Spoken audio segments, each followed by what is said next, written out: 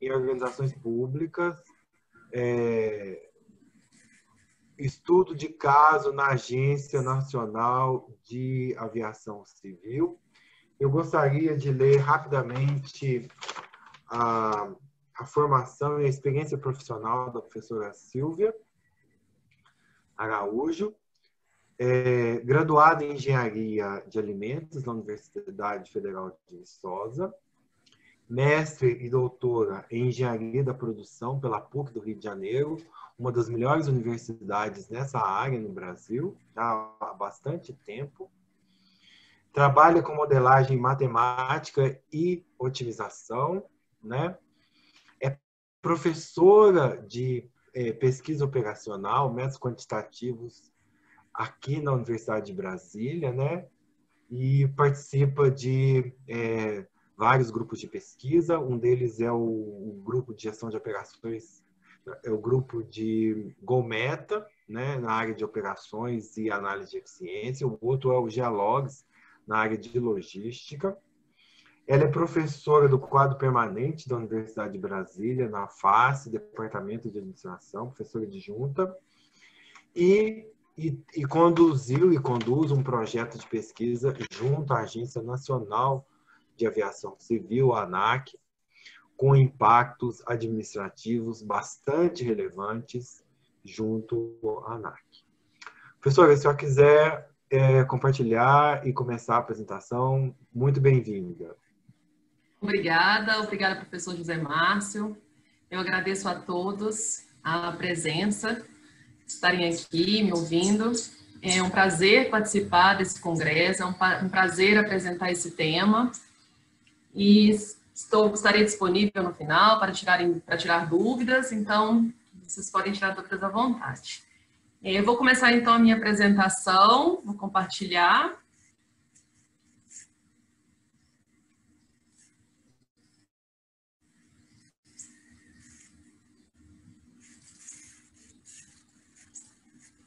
Deixa eu começar aqui.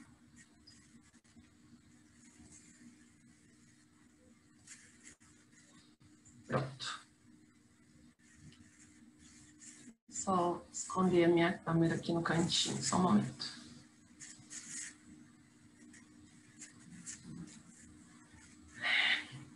Então tá. Bem, então hoje eu vou apresentar o trabalho da ANAC, né, o último projeto que a gente desenvolveu na ANAC, mas antes eu vou me apresentar. Bem, eu sou Silvia Araújo dos Reis, como o José Márcio já me apresentou, sou doutora em Engenharia de Produção e eu trabalho há algum tempo já com modelagem matemática em organizações públicas. E é o tema de gestão de operações em organizações públicas, né? Então, há algum tempo eu venho desenvolvendo modelos para as organizações e a maioria deles quantitativos. Entre eles, eu coloquei alguns exemplos aqui, modelos em escolas públicas, modelos em hospitais públicos, nos correios, em transporte público, coleta de recicláveis, que não é, claro, público, mas tem uma parte que os municípios disponibilizam para as cooperativas de recicláveis, e eu fiz um estudo para ver se era viável aquela quantia que os municípios estavam disponibilizando. E em 2019, agora, a gente concluiu um projeto na Agência Nacional de Aviação Civil, na ANAC, e é esse que eu vou apresentar agora. Então, desde o meu início, desde a minha trajetória de acadêmica, eu tenho trabalhado no setor público. Então, vamos para a Agência Nacional de Aviação Civil. O projeto que a gente desenvolveu na ANAC foi um projeto de pesquisa de eficiência no gerenciamento de riscos, na supervisão de segurança operacional, Safety Oversight da ANAC. Vou falar mais um pouco desse projeto. Bem, o projeto, então, foi um projeto de TED, de Termo de Execução Descentralizada.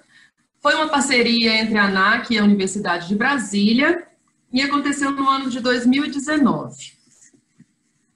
A equipe envolvida nesse projeto diretamente foi os professores Dr. Vitor Celestino e eu, e a gente também teve vários estagiários. Então, a gente teve estagiários do curso de Administração, de Ciência da Computação, da Engenharia de Produção, Engenharia Aeroespacial e Estatística. todos, como vocês podem ver, foi um projeto multidisciplinar que envolveu alunos de diferentes cursos, essa era a nossa intenção, e a gente utilizou do conhecimento de todos, foi bastante importante para eles também esse estágio, né? Claro, para a gente também, que podemos utilizar do conhecimento deles.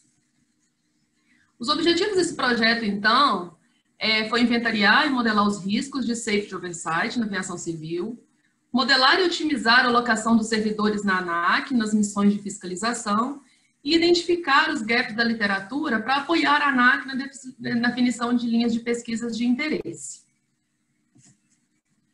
A metodologia desse projeto foi inicialmente uma revisão bibliográfica, uma revisão de literatura, na verdade. Foi feita uma revisão de literatura narrativa e sistemática.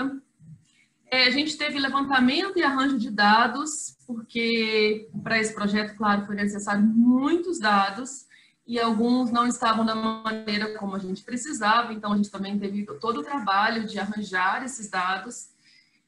Depois a gente fez a modelagem matemática, validou o modelo e fizemos a programação do modelo matemático no software. O modelo matemático de alocação, qual eu vou falar a seguir, foi feito no software Lingo, foi modelado no software Lingo, e o modelo de riscos no R.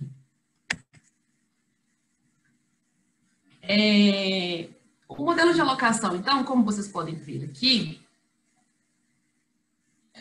aqui eu estou mostrando uma rede desarranjada de transportes, bem comum em transportes.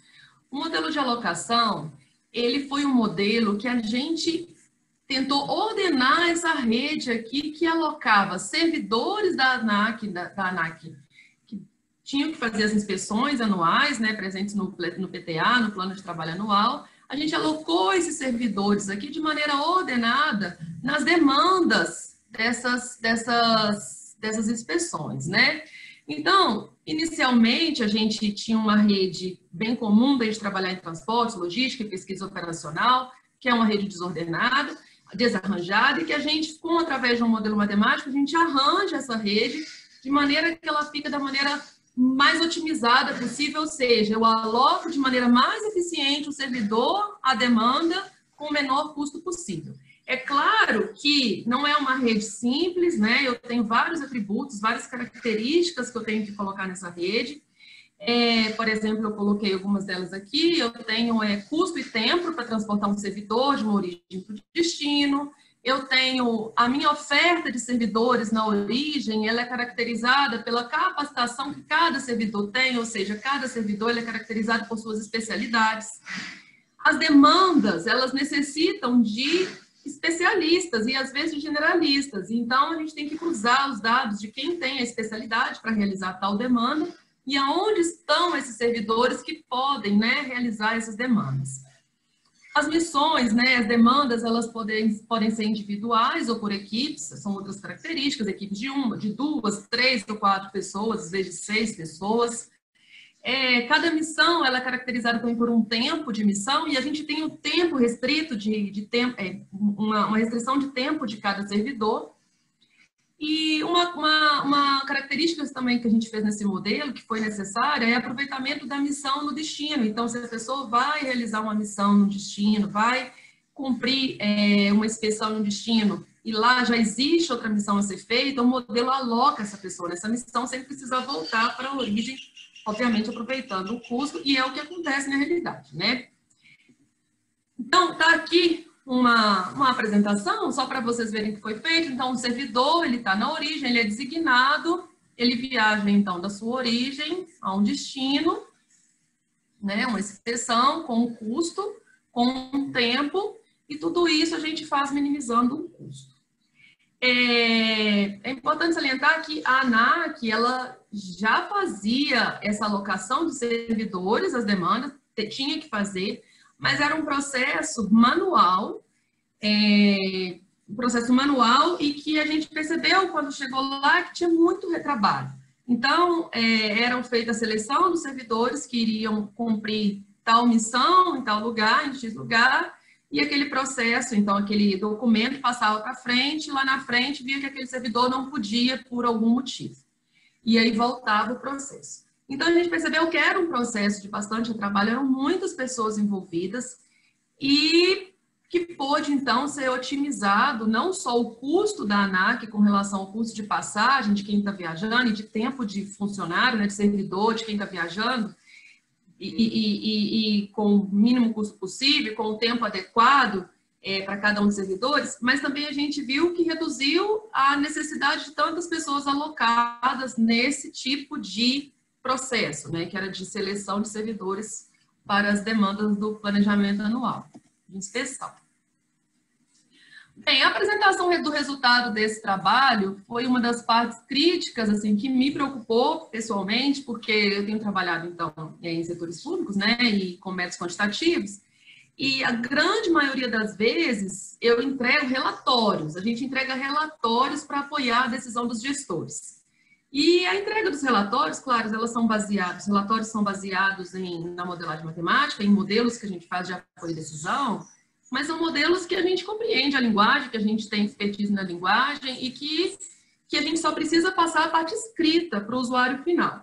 Esse modelo da ANAC foi um modelo que a gente precisou entregar o modelo para eles, porque é um modelo que eles vão rodar todos os meses, né, 2, 3 vezes ao mês, então é um modelo operacional, não é um modelo estratégico ou um modelo tático que a gente poderia entregar um relatório para apoiar a decisão deles.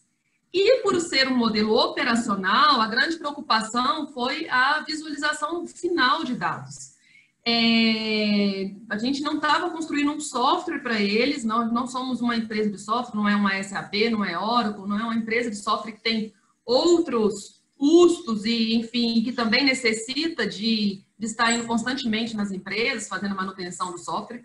Então, a gente não quis, né, entrar nessa vertente do software, a gente quis realmente trabalhar com pesquisa e falar, olha, a gente tem um modelo legal operacional, vocês conseguem rodar num software que para a gente é acadêmico e, claro, para o usuário final precisa pagar, mas vocês conseguem rodar nesse software. Mas a grande preocupação foi a leitura final desses dados, e é uma coisa que eu falo muito para os meus alunos em sala de aula. Modelagem matemática é muito útil, as empresas estão utilizando cada vez mais, mas a gente que modela precisa preocupar com a leitura final desses dados. Então, a gente conseguiu entregar para eles o resultado do Lingo, então, ela é exportada em TXT, e esse TXT, ele vai para o Excel, né? Ele é tratado no Excel, e do Excel ele vai para o BI, para o Power BI. E aí, os gestores da ANAC, eles têm, então, essa leitura do BI. Então, eu não posso mostrar aqui para vocês um BI como exemplo, porque tem a questão de confidencialidade dos dados, né, que apareceriam os dados da ANAC, mas no BI eles conseguem ver todas as questões, eles conseguem ver quem está viajando para onde, quem está realizando tal missão, qual é a média de tempo por servidor, qual é o custo que está tendo no total, qual é o custo médio, qual é o custo por servidor. Eles conseguem ver todos os resultados do modelo dentro de um ambiente de visualização que é muito fácil para o usuário final, né? Então, a gente ficou bastante feliz e eu quero até agradecer aos estagiários, que foram eles que fizeram todo o tratamento de dados final. A gente orientou o que deveria ser feito, mas foi feito, mas foram eles que exportaram, fizeram o Excel tratar e construíram o BI. Então, para a gente ver como os estagiários, eles assumem papel hoje em dia de analistas, né? E foi bastante positivo essa atuação deles. Aqui eu só coloquei um exemplo do que foi o nosso modelo matemático, é um modelo, então, de pesquisa operacional, de programação matemática, é um modelo de programação inteira, e por isso teve até algumas restrições, a qual eu vou falar agora, mas para quem entende da área, é um modelo que dá para ser replicado para outros ambientes que tenham essa mesma necessidade de alocação. Bem, as limitações, então, do modelo de alocação foi exatamente, está exatamente relacionada à capacidade computacional, e por ser um modelo inteiro, essa foi a nossa grande restrição, porque o modelo inteiro ele necessita de grande memória para explodir a árvore de possibilidades, né, de resultados, E aí, com um computador que a gente tem na ANAC, que é um computador esse quase nosso de usuário final, de 16 GB, a gente não conseguiu fazer tudo o que a gente desejava no modelo, mas a gente fez algo que foi bastante já suficiente para eles. O modelo a gente gostaria que tivesse transbordo, que era aproveitar a viagem não só no mesmo destino, mas aproveitar a viagem também como se fosse uma escala. Se eu estou indo, por exemplo, a São Paulo e depois tenho uma missão no Sul, eu de São Paulo vou até o Sul sem precisar voltar a Brasília. O modelo está pronto para ser feito isso, ele pode ser utilizado para isso, só aumentar a capacidade computacional ele consegue rodar. A gente deixou o modelo pronto para isso. Mas essa foi a grande restrição nossa com relação ao que a gente gostaria de ter deixado para eles e a gente não conseguiu deixar tudo devido a essa restrição de capacidade, mas que eu acredito que em pouco tempo vai ser solucionada, porque como eu tenho trabalhado com modelagem há bastante tempo, eu vejo o quanto já avançou os modelos matemáticos. Esse modelo da ANAC tem 1 milhão de variáveis e antigamente a gente não conseguia rodar modelos inteiros com tantas variáveis, né? E tem 25 mil inteiras, ou seja, já é bastante inteiras. A gente vê como tem crescido essa possibilidade de desenvolver e resolver modelos reais através da programação matemática, com softwares e computadores que a gente tem no nosso dia a dia. Com relação às melhorias, a gente propôs para um novo projeto, foram melhorias que não deu tempo de terminar, de entregar para eles no tempo do projeto, que foi do ano passado, foi de 10 meses, né? E que a gente propôs para o novo projeto, que é acrescentar restrições específicas para cada área. Porque cada área tem a sua maneira, alguma característica específica de alocar o servidor. A gente fez um modelo default, onde a grande parte dele atende a todas as áreas, mas a gente não conseguiu ainda atender cada área especificamente, isso a gente está propondo para a continuação do modelo. A gente também vai tratar o modelo para reduzir as variáveis, já que ele não está sendo utilizado para o transbordo, então ele consegue rodar mais rápido enquanto não tiver o transbordo. Transformar o modelo para um modelo de planejamento estratégico, que é o PTA, que hoje em dia a gente fez para um PTA já pronto, mas a ideia é fazer um PTA de forma otimizada, ou seja, fazer um planejamento estratégico de missões já de forma otimizada, quais missões deverão ser atendidas em cada mês, né? Quais inspeções deverão ser atendidas em cada mês, e deixar também o modelo disponível em linguagem aberta, e aqui a gente deseja deixar na linguagem Julia. Com relação ao modelo de riscos, então, desde o início eu falei, o objetivo desse trabalho era, além do modelo operacional, era também inventariar e gerenciar os riscos da Agência Nacional de Aviação Civil. A gente utilizou, então, como base o modelo de Schur, que ele fez um modelo para quantificar o risco a partir de acidentes, de dados de acidentes. Foi um modelo baseado na análise de sobrevivência.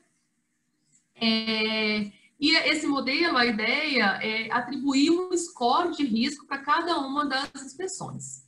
Certo, esse foi o nosso modelo de risco. Qual foi a limitação do nosso modelo de risco? Esse eu coloquei aqui. Ainda não coloquei. Qual foi a limitação do nosso modelo de risco? A gente não conseguiu, a gente não obteve dados suficientes para ter um modelo que fosse estatisticamente significativo. Então, por não ter essa significância nas variáveis explicativas, a gente não conseguiu implementar tudo o que desejava para o modelo de risco. Mesmo assim, a gente criou scores, né, risco alto, baixo e médio, e a gente quantificou, então, quantificou as demandas de risco, as demandas de inspeções com esses riscos. A nossa ideia era, vamos além do modelo de alocação, vamos agora colocar uma restrição de riscos, que a gente faça um modelo de alocação e também atenda a um risco mínimo, né? O risco mínimo, no que eu me refiro aqui, é o risco mínimo de acidentes, tá? Mas devido à falta de dados, a gente não conseguiu fazer um modelo que fosse significativo para poder fazer toda essa modelagem. A modelagem do risco foi feita, só não teve essa significância, a gente não pôde continuar dentro do modelo de alocação. Então, com relação a melhorias do modelo de riscos, estão relacionadas a esses dados, né, que é registro dos dados nas ocorrências. Eles precisam passar por mudanças, além de serem registradas as operações que não tinham ocorrências para a censura dos dados e melhor acurácia das probabilidades. E também a utilização de modelos lineares generalizados, como regressão logística, regressão betas, que podem, então, não dependem do tempo e podem ser utilizadas, então, futuramente pela ANAC.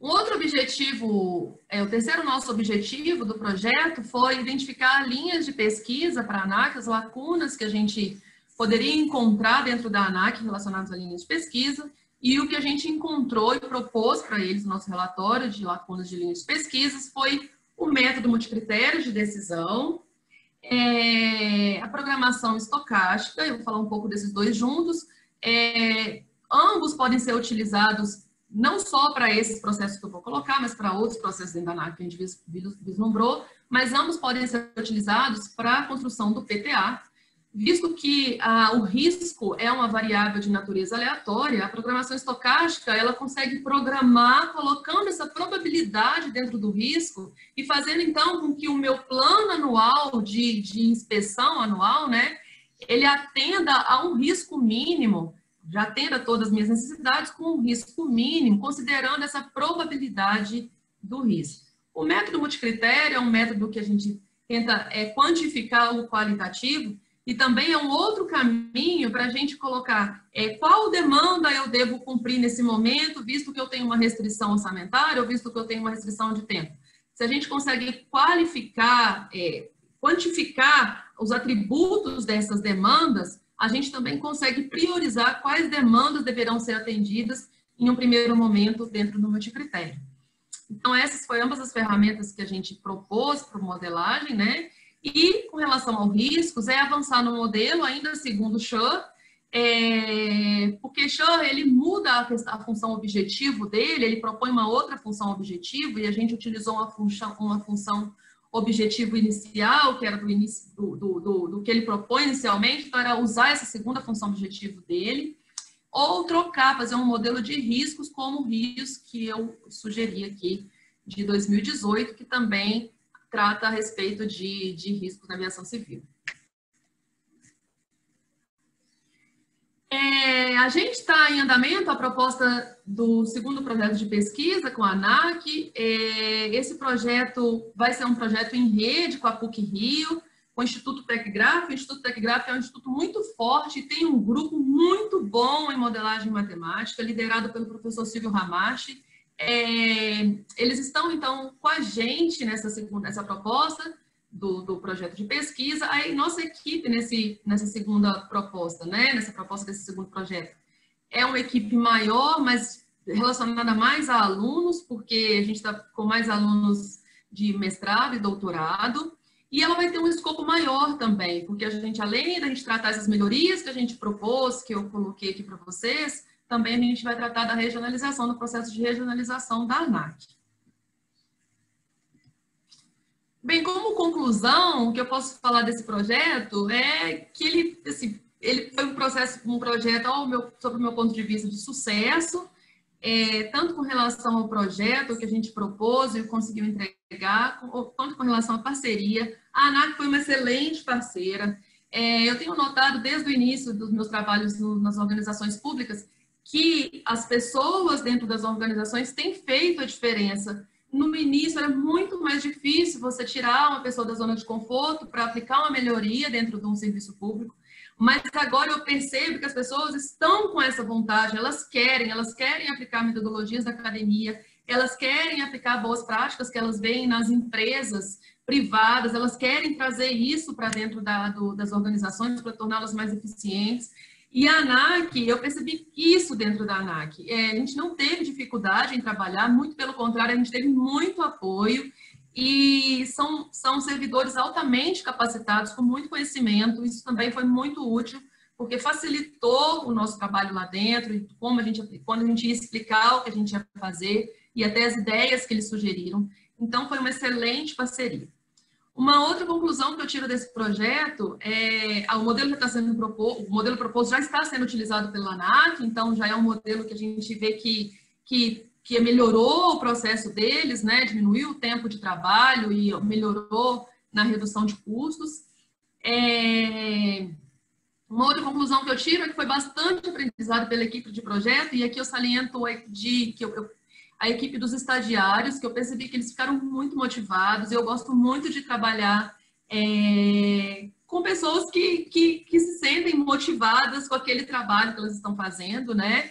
Então, toda a equipe está de parabéns, eles ficaram muito motivados. A maioria quer continuar trabalhando com essa área, então vocês veem, a gente consegue ver que ele gostou, e para mim, como professora, acho que não tem nada mais prazeroso do que isso, que é ensinar e ver que você fez um bom trabalho e devido a quem está trabalhando com você ter gostado daquilo, né, que está trabalhando, e querer continuar com aquele trabalho, com aquele legado.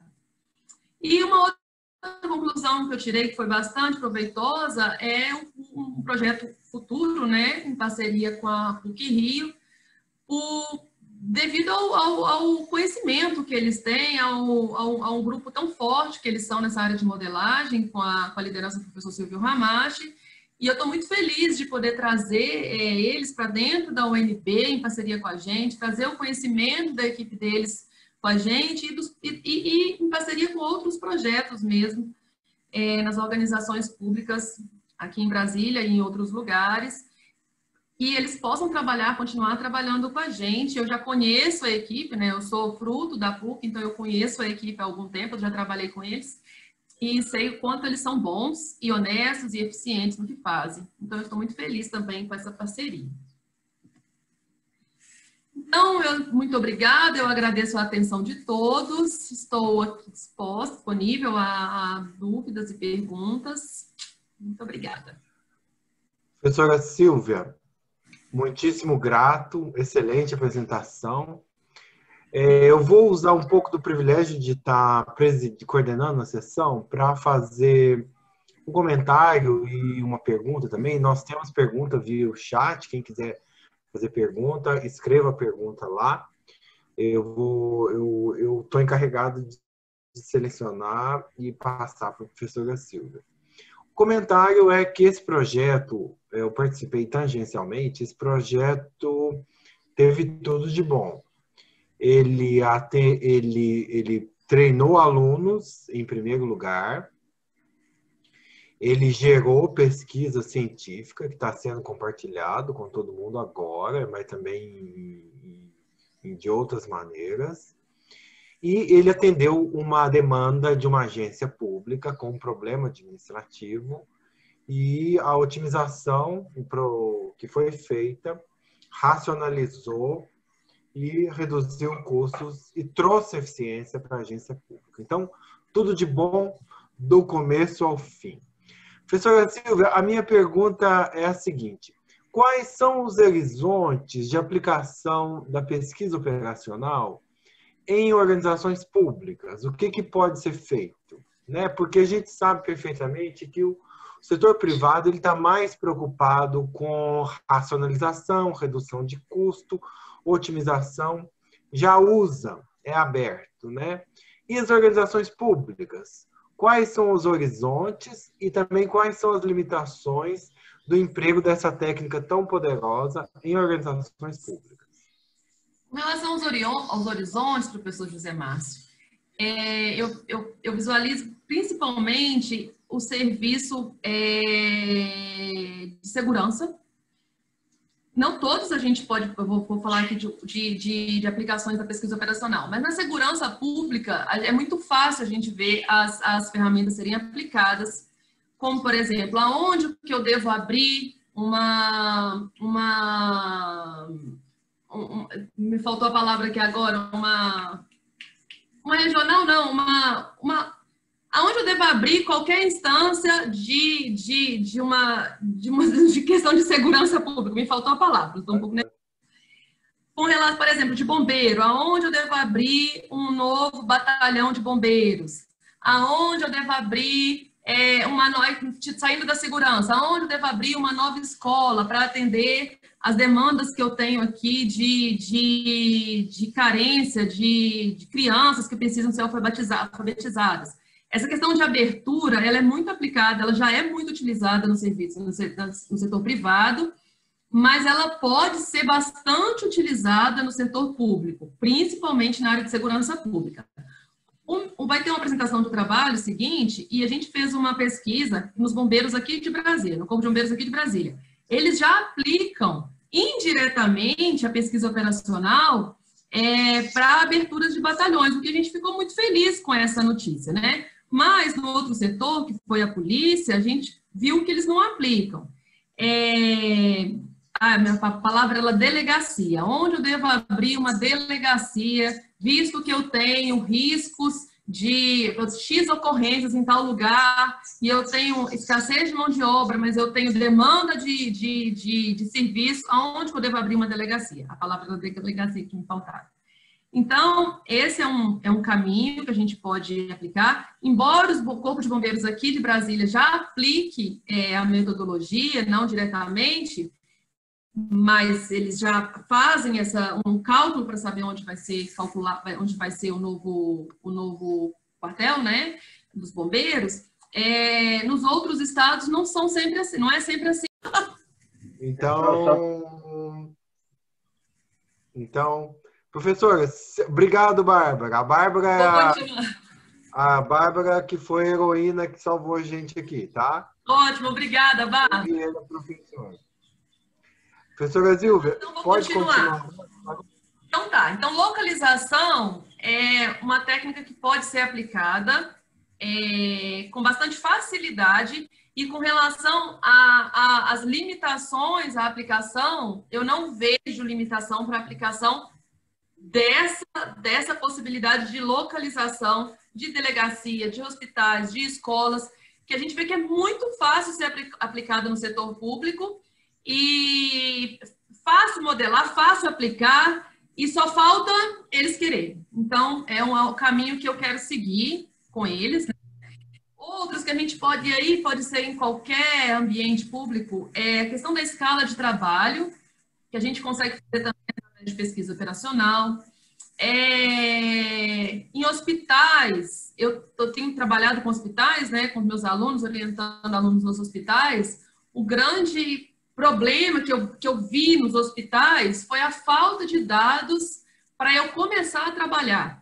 Então, todos os trabalhos que a gente fez no hospital até hoje, a grande maioria dele foi a parte de arranjo de dados e de propor para eles os indicadores que eles devem passar a partir de agora, coletar os indicadores, salvar dados X, passar a gravar tais coisas, porque são esses dados que a gente precisa para fazer a otimização dos hospitais públicos.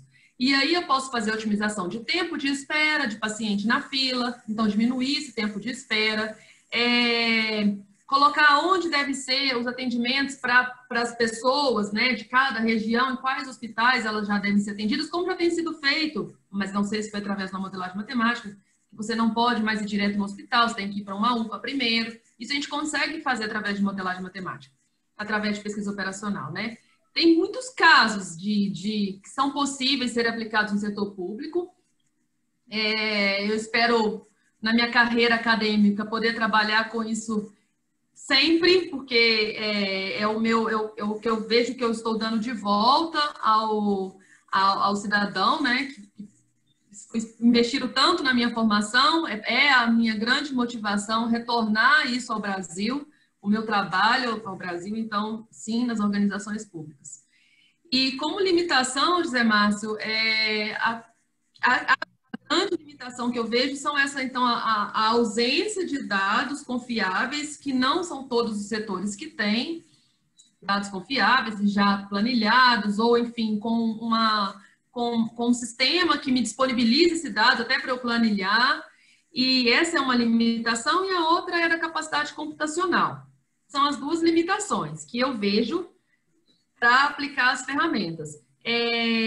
Mas não tem limitação grande de você falar assim, não tem jeito. Tem, se a gente tiver os dados para eu poder modelar e tiver uma capacidade computacional suficiente, eu consigo. E quando eu falo em capacidade computacional, eu não estou querendo um mega computador que não existe no Brasil, ou existe um na universidade. Eu estou falando de um computador que é o computador que a gente usa em casa, de 8 gigas, 16 gigas. Isso já é suficiente para rodar um modelo bastante grande.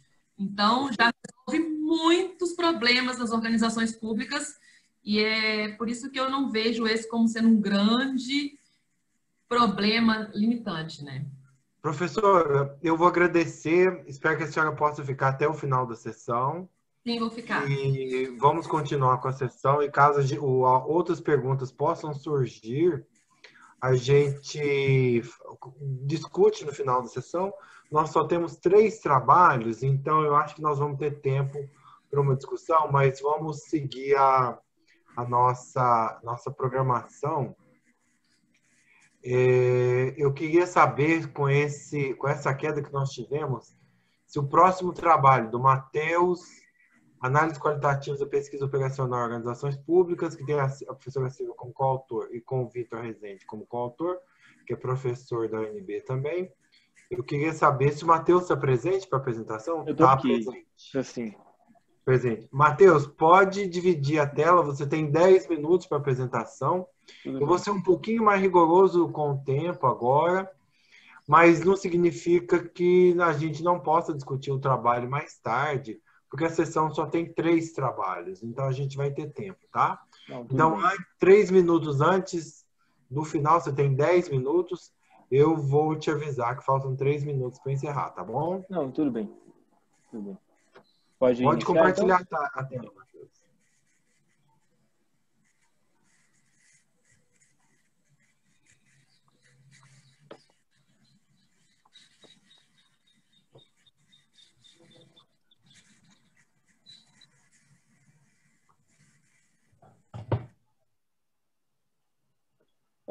Boa tarde a todos. Meu nome é Matheus Carvalho, sou aluno da UNB, estou me formando, graduando em administração. Eu realizei esse trabalho junto com a professora Silvia Araújo do Reis, que também é professora da Universidade de Brasília, assim como junto do doutor Vitor Rafael, também é professor da Universidade de Brasília. Nosso trabalho foi uma análise qualitativa da pesquisa operacional em organizações públicas brasileiras. Esse estudo, ele é um estudo exploratório e qualitativo que busca analisar como a pesquisa operacional está sendo aplicada dentro das organizações públicas. A pesquisa operacional é algo muito importante, até utilizando a palestra dada pela professora Silvia anteriormente, ela é muito utilizada já no setor privado para auxiliar em diversas decisões, buscando eficiência, mas não tanto nas organizações públicas. Então, dada a importância da pesquisa operacional, inclusive já trazida por Santos Simonetti Ferreira, que apresentou um estudo sobre a pesquisa operacional e artigos publicados sobre a pesquisa operacional entre 1993 e 2013, apresentando que houve um crescimento de 1.500% do número de artigos publicados sobre a pesquisa operacional, devido à sua importância para a tomada de decisão. E a pesquisa, desde sua origem, que foi em meados durante a Segunda Guerra Mundial, ela vem crescendo muito dado pela tecnologia, por novos softwares, novas ferramentas computacionais que ampliaram a forma da gente aplicar os modelos matemáticos para auxiliar a decisão. Então, dada a abrangência da pesquisa operacional, a sua importância já apresentada no setor privado, esse nosso estudo ele foi formulado para buscar entender, analisar como a pesquisa operacional é aplicada nas organizações públicas brasileiras. Para isso, a gente buscou, de forma exploratória e qualitativa, baseado numa revisão de literatura e na entrevista em 3 órgãos da nossa administração pública, para apresentar dados importantes para entender como essa análise dentro das organizações públicas da PO. Então, essa pesquisa tem um caráter exploratório, pois a gente buscou formular um problema entender o que é a pesquisa operacional dentro das organizações públicas, e ele tem um caráter qualitativo porque ele não vai apresentar uma formulação matemática de fato. A gente vai interpretar o fenômeno da pesquisa operacional dentro do serviço público a partir das ferramentas que foi a revisão de literatura e as entrevistas nos 3 órgãos. Para a revisão de literatura, foi utilizado uma metodologia de Cronenheim e Coughlin. É dividido em 5 etapas objetivas que formulam uma tabela objetiva com os artigos que podem agregar valor ao nosso estudo. Além dessa revisão de literatura, foi realizada entrevistas em 3 órgãos. Foram eles a Polícia Civil do Distrito Federal, o Corpo de Bombeiros Militar do Distrito Federal e o Tribunal de Contas da União. Aqui está um pouco dos órgãos, né, a competência de cada um e com quem foi realizada a entrevista. O primeiro órgão foi a Polícia Civil do Distrito Federal, que é um órgão da segurança pública, de acordo com o artigo 144 da CF, né? E nesse caso, a gente realizou a entrevista com um delegado de polícia. No Corpo de Bombeiros Militar, também um órgão da segurança pública, de acordo com o artigo 144 da Constituição Federal, a gente também realizou a entrevista lá, e nesse caso foi com o major comandante de um dos batalhões do Corpo de Bombeiros. O Tribunal de Contas já é um órgão mais diferente dos outros dois, que é um órgão de auditoria e controle, um órgão à parte da administração pública, dos 3 poderes, que realiza o controle das contas da União.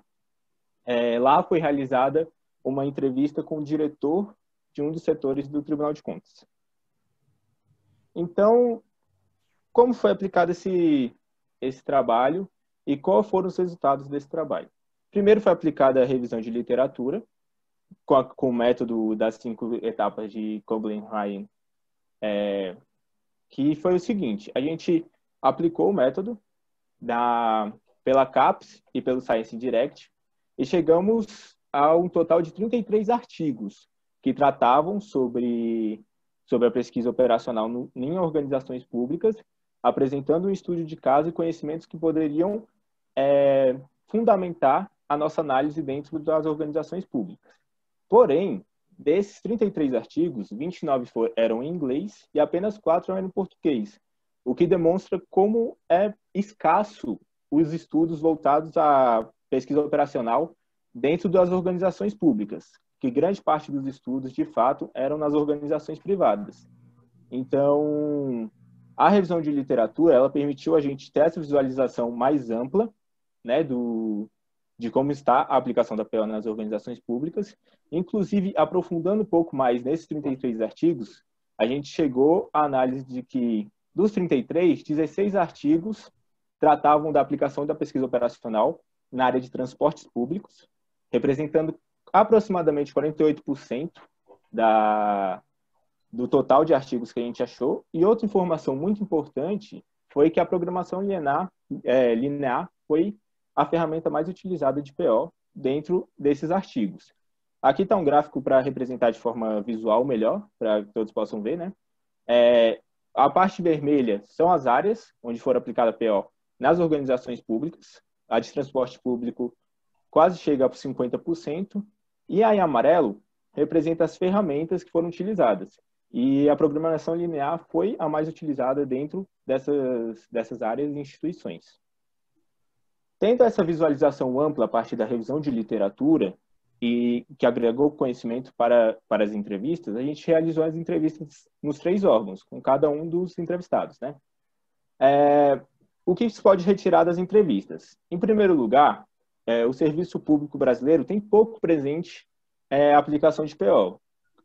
Durante as entrevistas, dos 3 entrevistados que a gente entrevistou, apenas um deles detinha conhecimento do que era de fato a pesquisa operacional, que era o comandante do Corpo de Bombeiros, no caso. Como a professora Silva até antecipou um pouco na apresentação dela, o Corpo de Bombeiros foi o órgão que apresentou uma aplicação de fato da PO, não necessariamente utilizando os entendimentos da PO, mas tendo conhecimento, utilizando métodos que é da PO, mas que eles não detinham conhecimento que fazia parte da pesquisa operacional. Então, isso foi um dos dados que compactuou junto com a revisão de literatura. Além disso, a gente teve como outro resultado das entrevistas algo muito positivo, que foi o seguinte: a partir do momento que a gente explicou para os 3 entrevistados o que era pesquisa operacional, todos concordaram que a pesquisa operacional é uma ferramenta importante que deveria ser mais utilizada no setor público, pois poderia trazer uma eficiência muito maior às organizações públicas. Todavia, principalmente os 2 entrevistados da Polícia Civil e do Bombeiro tinham medo da aplicação de PO de forma isolada, pois viam que poderia limitar o crescimento tanto da administração pública quanto dos órgãos em quais eles trabalham.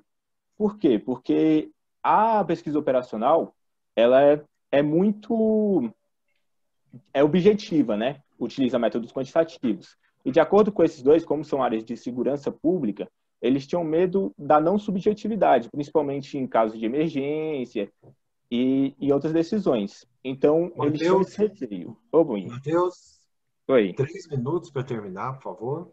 Ok. Eu já estou finalizando.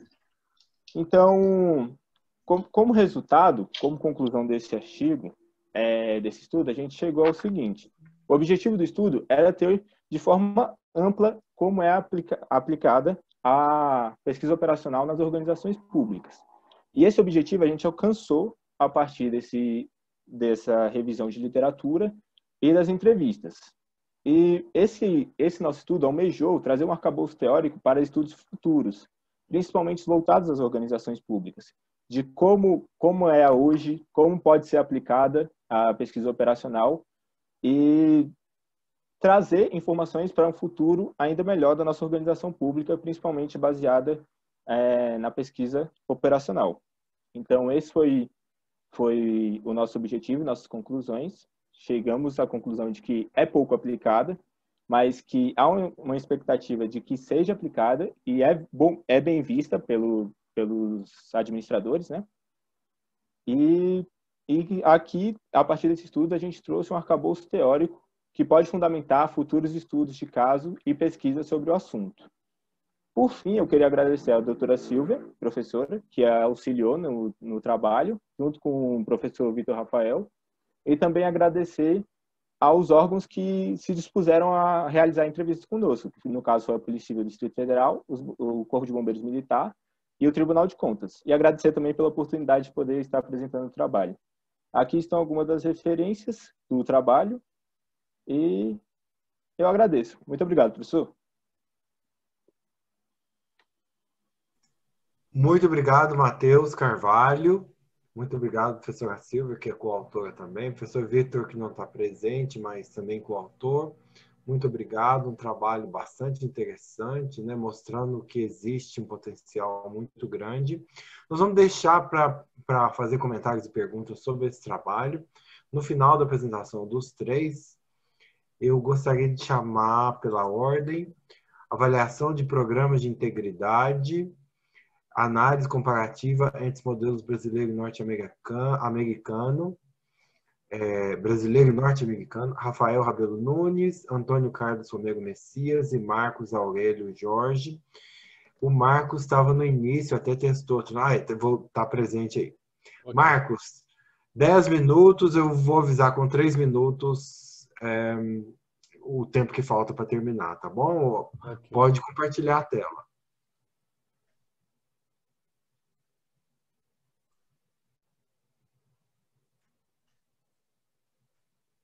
Estão enxergando, né? Estão conseguindo enxergar direitinho? Sim. O som está um pouquinho baixo, Marcos. Pois é.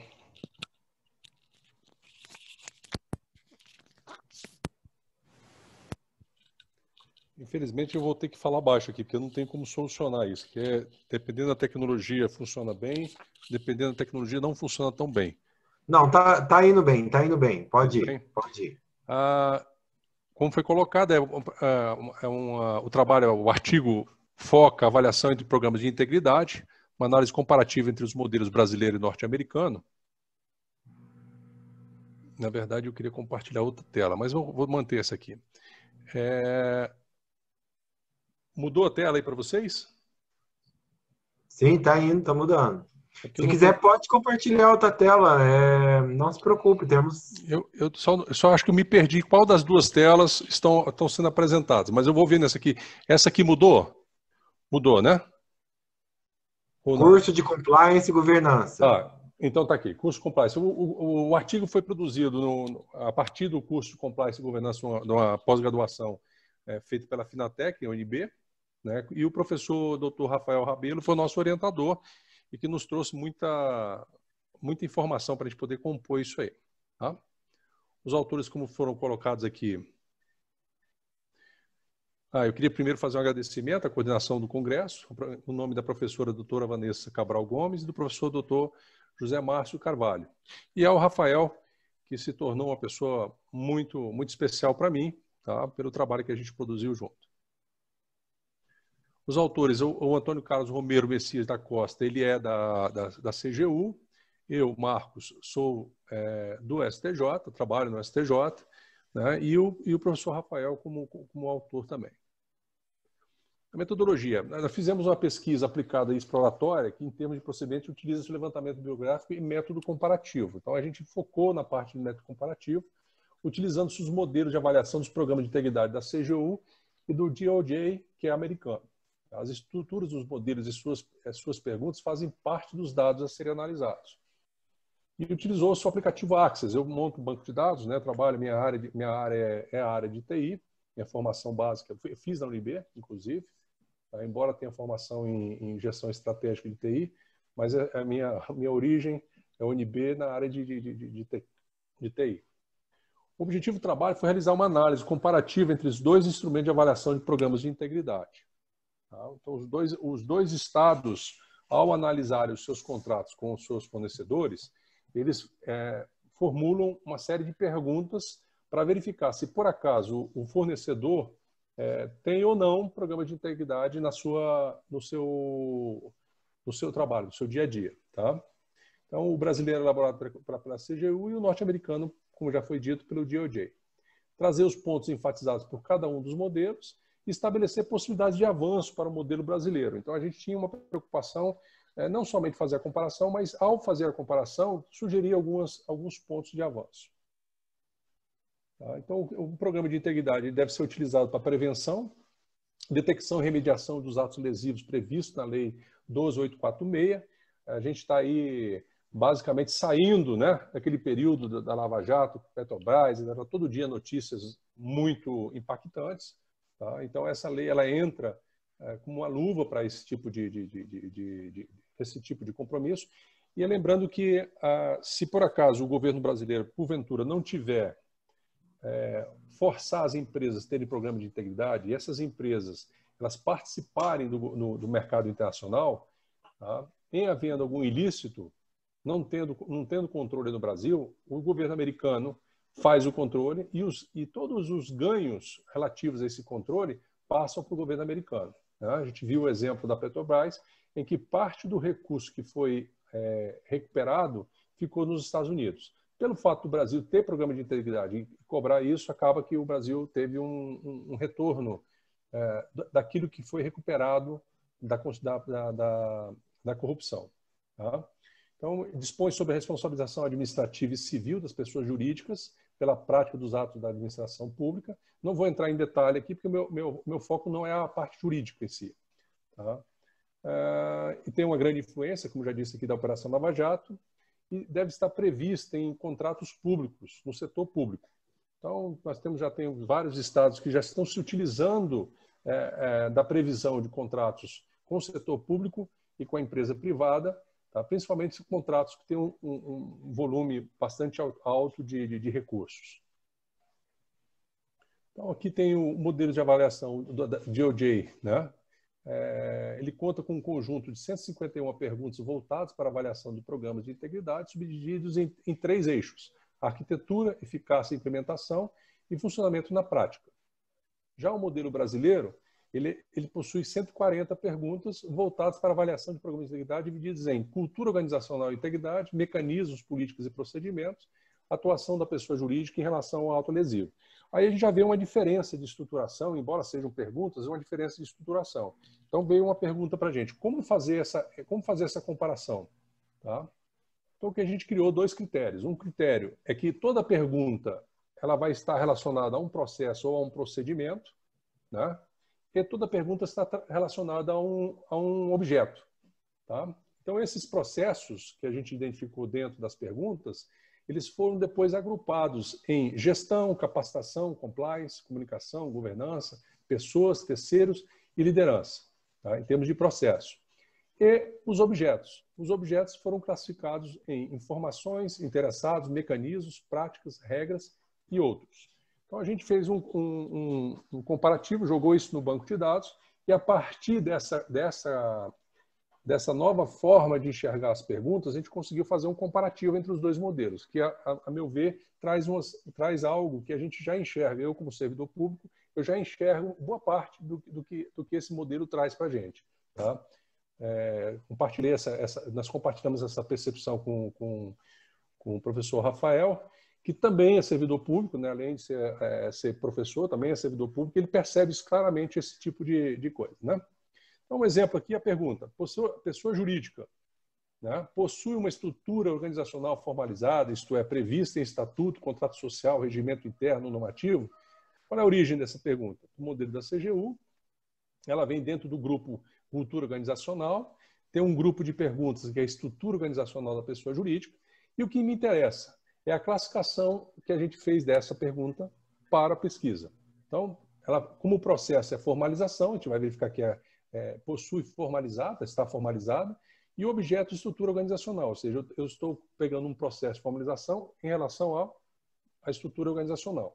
Perguntas semelhantes do DOJ também vai estar com uma classificação semelhante.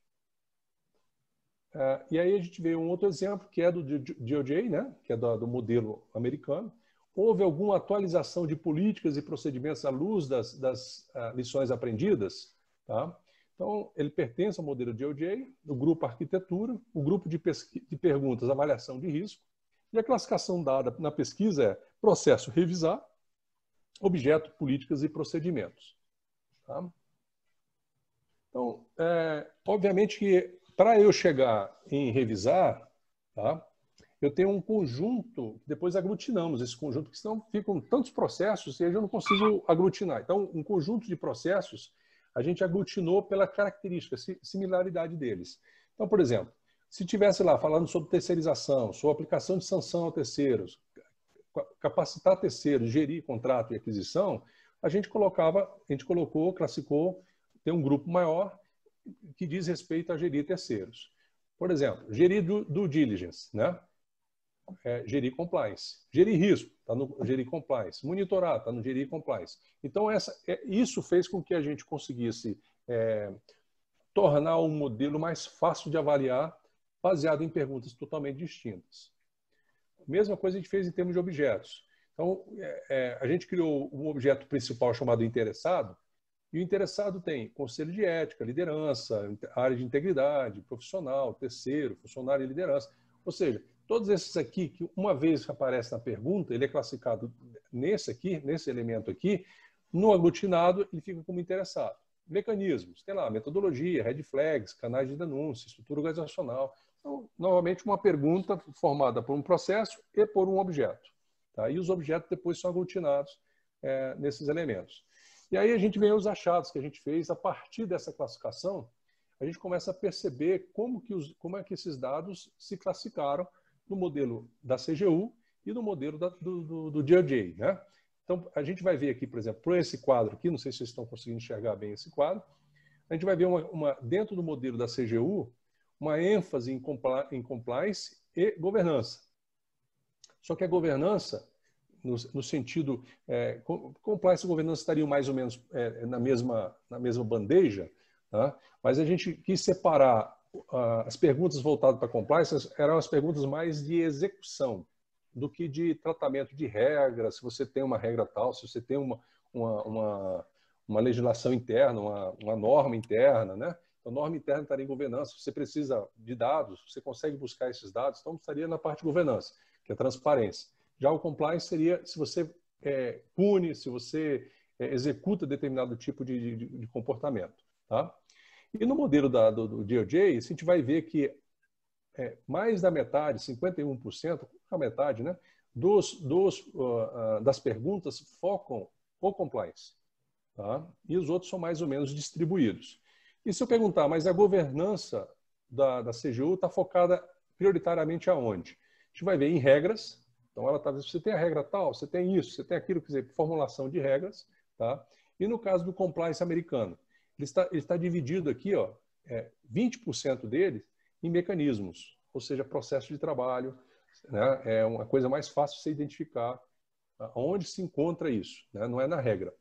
Então, esse quadro dá para a gente ter uma noção de como se distribui, né? Se você é uma empresa brasileira que atua no mercado, por exemplo, americano, você consegue, a partir desse gráfico, identificar qual o seu esforço aqui no Brasil e qual o seu esforço nos Estados Unidos. A gente vai perceber que o quadro americano, por exemplo, há uma distribuição muito mais equânime dos seus processos, né? A gente vai ver que 29% das perguntas tratam de mecanismos. E no Brasil, 30% em regras. Tá? A mesma coisa fazendo uma comparação entre os 3 eixos do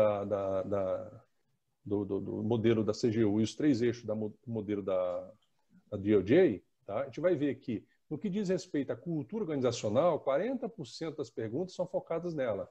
Tá? 45% em mecanismos políticos e procedimentos. Tá? E desses 45%, mais da metade é focado em governança. Tá? Não foca em liderar, não foca... E foca 15%, né, quer dizer, seria o seu segundo eixo, em compliance. Já no modelo norte-americano, você vai ter 47% focado em arquitetura. As perguntas focadas em arquitetura, estrutura que a organização tem para demonstrar que ela tem algum tipo de ação. E desses 47%, tá, 22% de arquitetura são focados em compliance. Tá? A gente vai ver a distribuição do compliance aqui, 51%, 12% em eficácia e 16% em funcionamento. Olhando sobre a ótica de os objetos que a gente está tratando, a gente percebe que o modelo brasileiro tem uma ênfase grande na parte interessada, ou seja, todas as pessoas que participam, e na parte de regras.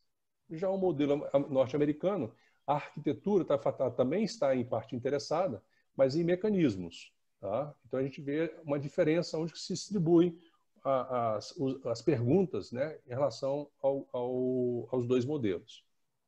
Tá? Então, finalmente aqui, resumindo, o achado da governança, né? Seja o foco em governança, ênfase em regras e transparência de informações. No DOJ, foco em compliance é ênfase em mecanismos.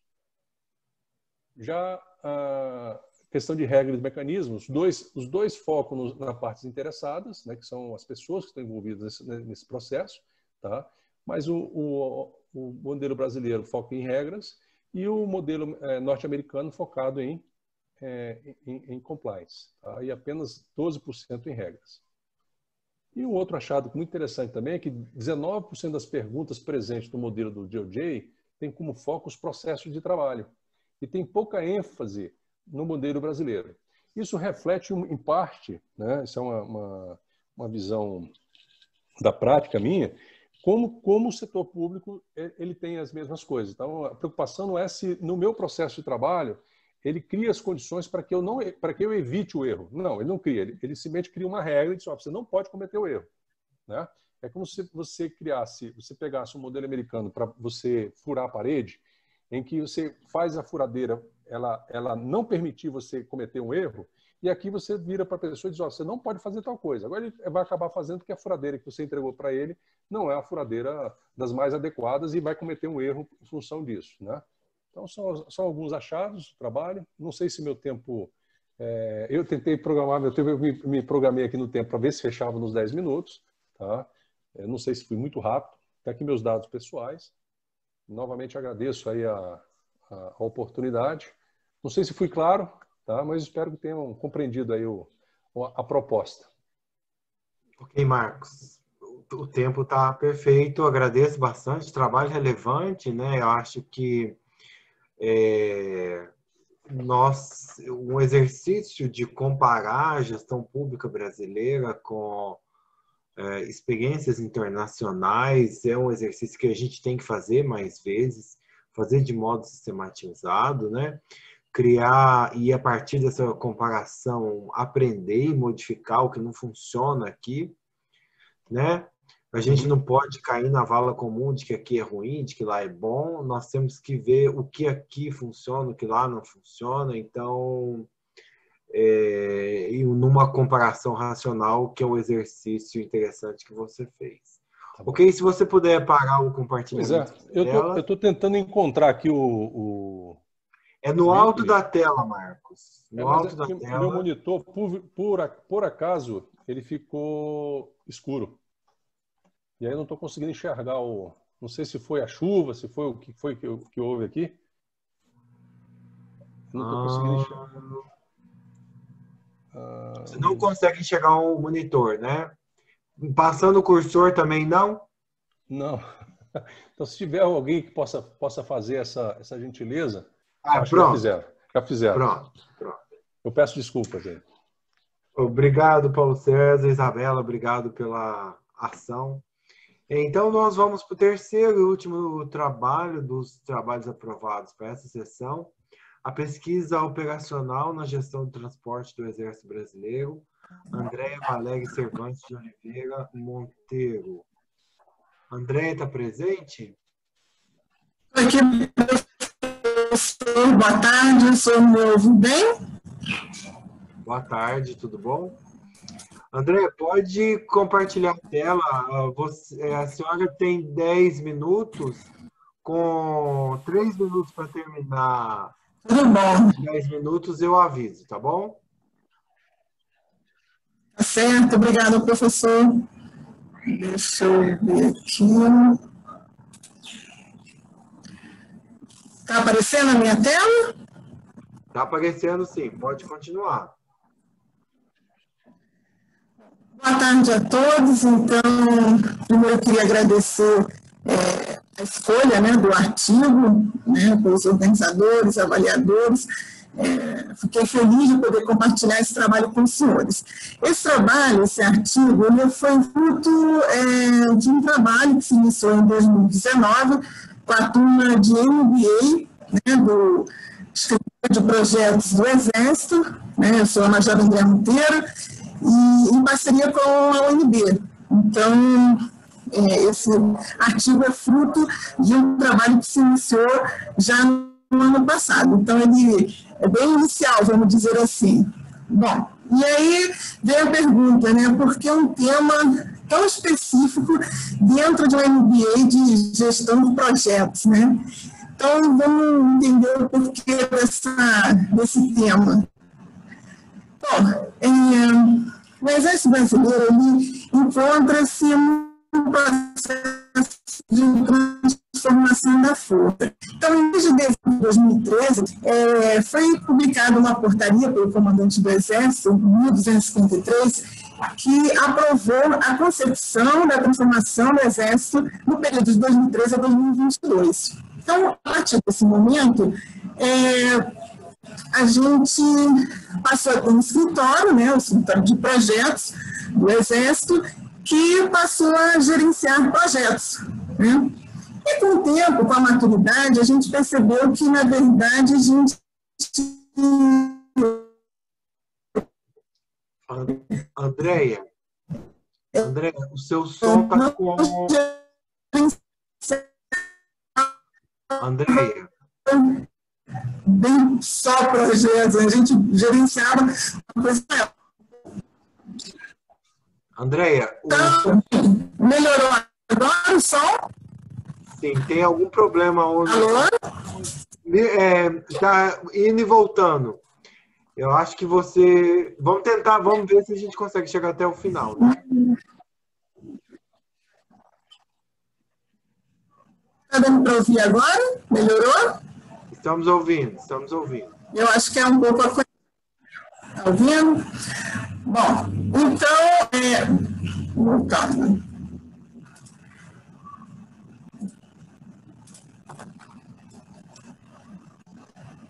Só um minutinho.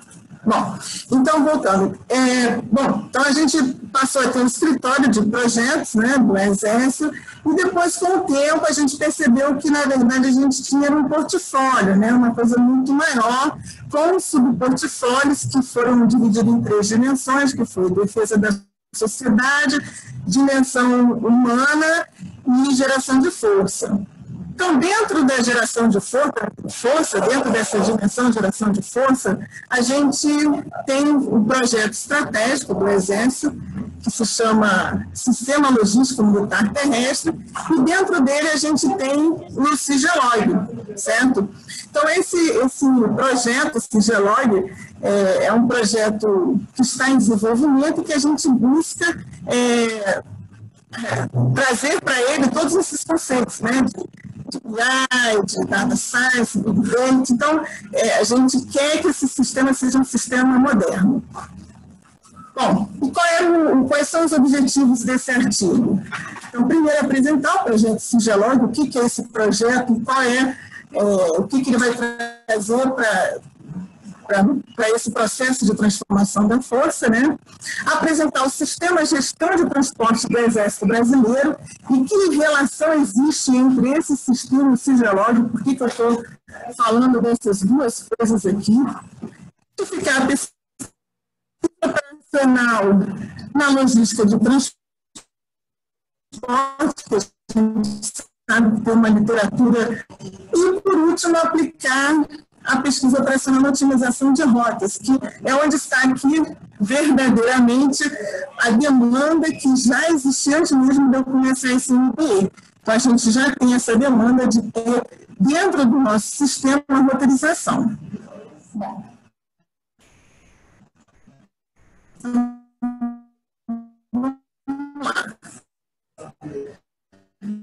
O referencial teórico de transporte e logística tiveram que ser resolvidos por muito tempo com a pesquisa operacional, principalmente nessa área de transporte, né, de sistema de transporte. E o outro, existem vários referenciais teóricos, mas eu citei esses dois que me chamaram bastante atenção. E Ballon, que citou o método de Clark e Wright para proporcionar soluções computacionalmente mais rápidas, vamos dizer assim, né? Que em média são 2% mais caras que a solução ótima, e isso acaba não sendo uma perda, né? Dado o ganho computacional que a gente tem utilizando esse método. Bom, então vamos entender o que é o CIGELOG, né? Muitas vezes alguém fala assim, poxa, o projeto CIGELOG, o que é o projeto CIGELOG, né? Ele existe, então ele existe, ele já tem essa interface aqui, né? Ele é um sistema em desenvolvimento, mas ele já tem muita coisa em produção, e eu chamo a atenção aqui para a palavrinha, né, integrado, sistema integrado de gestão logística. Ele busca, né, com esse sistema, já que a gente quer uma nova logística militar terrestre, a gente busca gerenciamento de todo o ciclo logístico do material, desde quando eu penso em comprar o material até que ele saia, né, da força, né, por meio do desfazimento. Então, cada caixinha dessa mandala são módulos, né, cada um tem um gerente, né, vamos dizer assim, que vai tratar de uma dessas fases do ciclo logístico. Então, por exemplo, o planejamento da demanda, né, eu vou planejar o que eu quero comprar em função do que tem de dotação na lei, ou seja, o que a minha organização militar precisa ter em função do que ela tem efetivamente, o que eu preciso planejar, né? Então, esse sistema, esses módulos, eles são integrados. Bom, e o que existem outros, né? Não dá para falar de todos aqui, eu gostaria, mas não dá. Então, um desses módulos, que é o módulo transporte, ele vai tratar do sistema de gestão de transporte do Exército Brasileiro, e nele toda a demanda de transporte é lançada nesse sistema. Esse sistema ele já está em produção, tanto para transporte nacional quanto para transporte regional. Então, como é que isso ocorre, né? Para o Exército, o Brasil está dividido em 12 regiões militares, e toda vez que eu preciso executar um transporte, né, entre as regiões militares, eu faço isso por meio desses tipos de transporte. Então, eu vou dar um zoom aqui só para a gente... Então, tá aí. Eu tenho um estabelecimento central de transporte, que é no Rio de Janeiro, o SCT, e ele parte para vários eixos, né, do Brasil, esse transporte por todo o Brasil, né, ao longo de todo o Brasil. É o que a gente chama de transporte nacional. Chegando nas regiões, né, esses materiais eles são entregues nos seus respectivos depósitos para que eles sejam distribuídos, então, dentro das regiões militares. É o que a gente chama, então, de transporte regional. E esse trabalho, né, ele focou, né, vamos dizer assim, ele usou um estudo de caso dentro da primeira região militar, ou seja, esse transporte nacional, né, esse Nordeste, ele leva material, deixa nessas regiões militares, mas ele também traz material, ou seja, ele traz carga de retorno, né, que normalmente é bem menor do que a carga de ida. Chegando no estabelecimento, ele redistribui esse material dentro da primeira região para as zonas que vão receber essa carga de retorno. Às vezes, o material que vai sofrer alguma manutenção. Sim. 3 minutos. Pois não? 3 minutos para terminar a apresentação. Tá certo. Então, essa saída aqui é um monitoramento que já é feito, né, dentro do Sigelog. Com esse sistema, a gente consegue monitorar toda essa carga desse tipo de transporte. Os dados, né, que a gente conseguiu foi do transporte, a gente fez cruzamento para saber qual era a demanda de uma região para outra, e usamos essas duas metodologias de pesquisa operacional. A programação linear inteira, com o programa do Castigo Viajante, e o método de Clark and Wright, usando uma restrição só por enquanto de peso, né, da carga, para saber quais seriam os melhores roteiros. Usamos o Excel, o solver do Excel, para chegar nessa rota do Castigo Viajante. E os resultados, né? Essa matriz de distância é uma distância que a gente consegue dentro do próprio Sigelog, certo? São valores lançados no Sigelog. A gente não tem uma matriz completa ainda, e esse problema da distância foi resolvido já no trabalho de outra forma.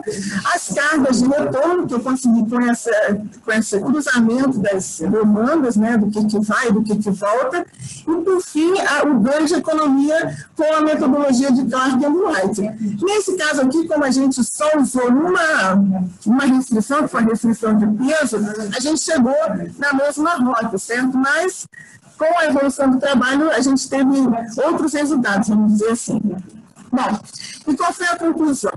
O Exército ele tem uma logística muito particular, né, que muitas vezes diferencia bastante de outras empresas de logística. O material que a gente administra é muito variado, desde um blindado, né, um carro de grande porte até uma camiseta, então é muito variado. O Sigelog é um sistema muito complexo, né, grande complexo, de grande valor, e que precisa de maior, né, um empenho muito grande para que a gente consiga finalizar ele, é um desafio, mas tenho certeza que a gente vai chegar lá. E a aplicação da pesquisa operacional é uma possibilidade, né, uma ferramenta que a gente acredita que vai fazer com que esse sistema seja um sistema moderno. E esse trabalho ele vem sendo já pesquisado não só por mim, mas também por outros militares do INE, para que a gente continue nessa direção. Bom, e por fim, né, bem corrido, agradeço a Deus, a família, ao Exército por me permitir fazer esse curso, e aos professores não só da graduação, mas do MBA, para me trazer todo esse conhecimento para que a gente possa aplicar a pesquisa operacional nesse projeto, especificamente na parte de transporte, para contribuir para a transformação do Exército Brasileiro. Então, senhores, era mais ou menos bem corrido isso que eu gostaria de falar. Obrigada, professor. Andréia, muito obrigado pela participação. Eu deixo aqui, então, o meu contato e o link da apresentação de amanhã, que vai mostrar mais ainda do que o que esse trabalho, né, o orientador, o professor Herbert Kimura, né, então, assim, depois desse artigo, o trabalho andou bem mais, vamos dizer assim, com resultados bem mais interessantes. Então, deixo aqui o link para quem quiser assistir. Excelente, Andréia, muito obrigado. Eu agradeço a todos que participaram no momento, todos que estão acompanhando. Andréia, se você puder parar de compartilhar a tela, para que a gente possa... Aí, muito obrigado. Bom, antes da gente passar às discussões do trabalho propriamente dito, estamos todos nessa sessão aqui, e é uma sessão central para o evento, e nós temos que ter um discurso na ponta da língua, muito fácil, sem dúvida nenhuma, na mente e no coração. O discurso é: o governo, as organizações públicas precisam de gestão de operações.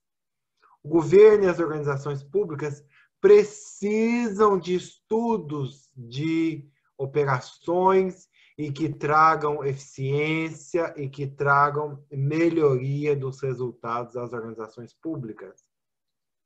Esse campo precisa ser ampliado, esse campo precisa ser mais usado pelos gestores e pelas pessoas que têm o poder de decisão nas organizações públicas. Então, a gente tem que ter isso muito claro na cabeça.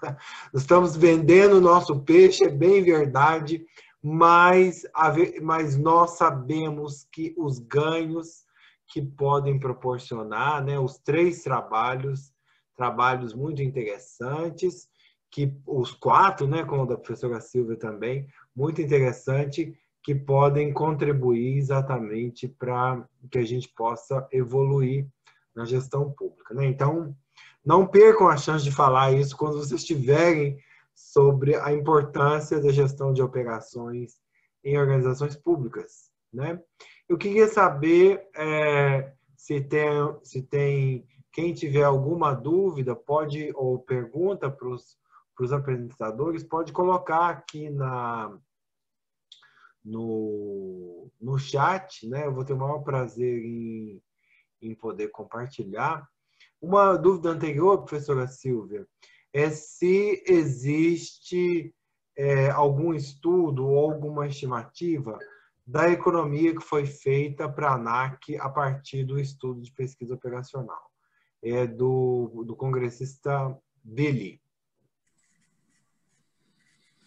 Sim, eu não sei os valores aqui agora, mas foi feito esse estudo posteriormente à nossa aplicação, para ver quais foram os ganhos que eles obtiveram com a aplicação da ferramenta, né?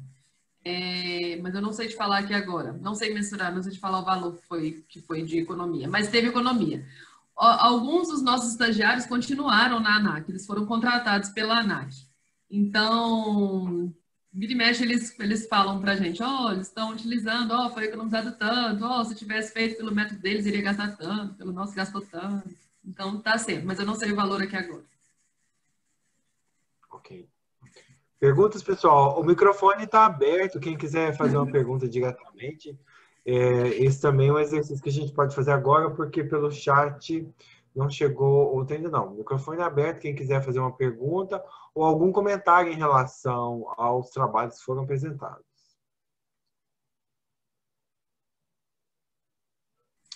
Enquanto vocês pensam ainda... Pois não, Silvia. Posso fazer uma colocação? Pois não. Diferente de um projeto de consultoria, onde a gente vende já quais serão os ganhos, né? Vende antecipadamente qual vai ser o ganho daquela empresa se aplicar o nosso método, ou seja, se comprar um projeto. Um projeto de pesquisa, ele não tem esse viés, né?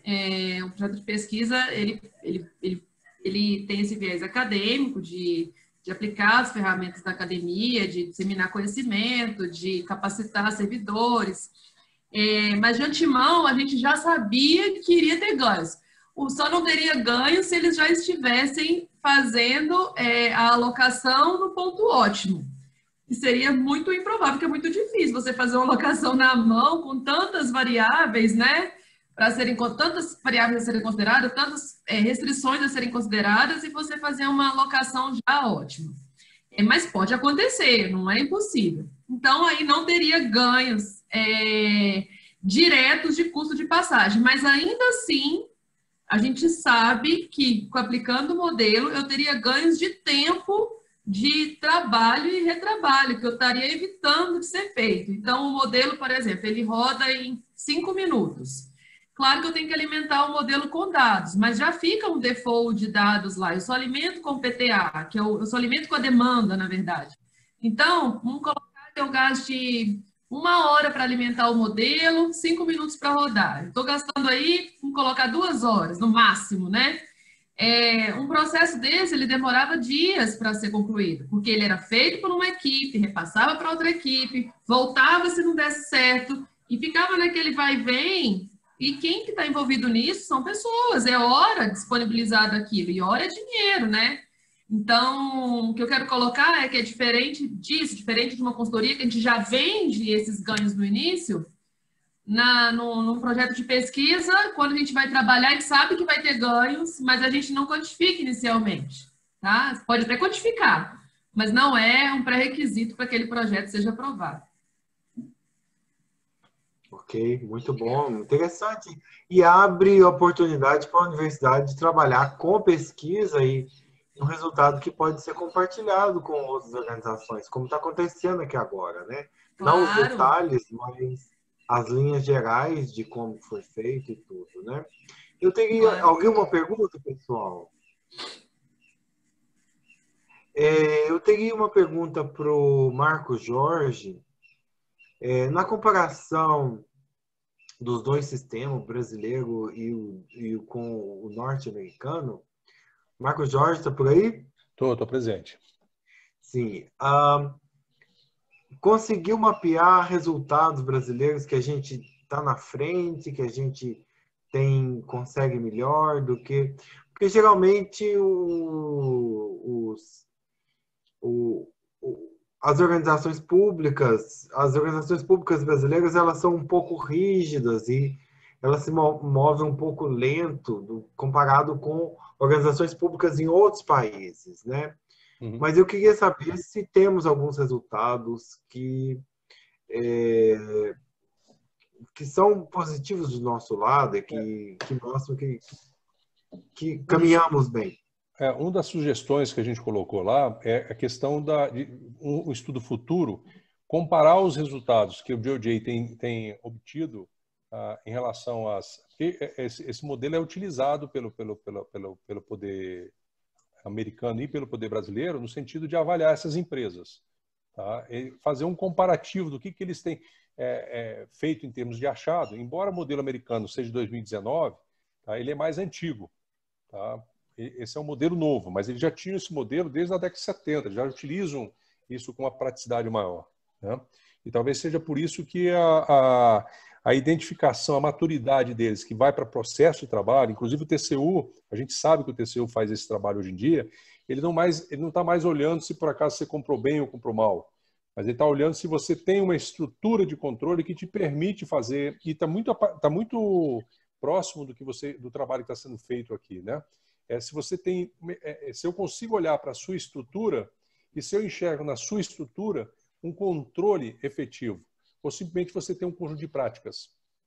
E aí esse conjunto de práticas, quando você não tem uma estrutura, ele tende numa gestão ser de um jeito e na outra gestão de outro, né?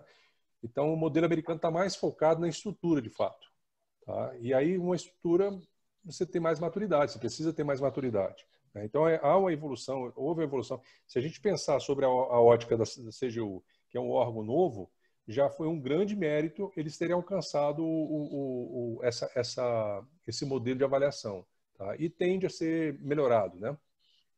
Não sei se respondi direito a sua pergunta, mas é mais complicado você fazer avaliações em termos dos resultados obtidos nos dois, tá? A gente não teve esse propósito.